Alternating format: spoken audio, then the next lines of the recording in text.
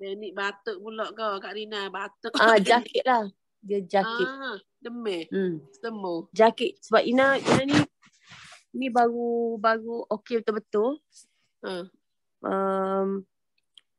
Semalam pergi doktor last. Cakap doktor kata saya ni tak demam dah sebab test thermal temperature tu tak ada dah demam. Tapi saya rasa ada benda dalam saya ni macam hidung semua tu, nafas kita masih lagi panas kan. So, doktor kata sebab you sesama lah tu. Kita kemas sokmo.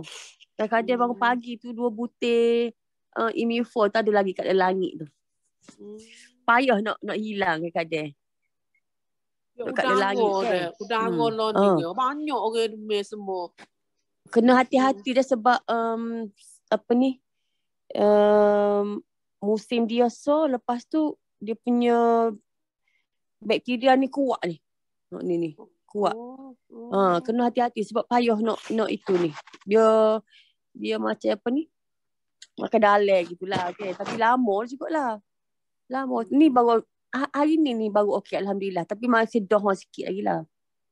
Doktor bagi ubat semua. Tapi saya tak lepas lah dengan Immufor.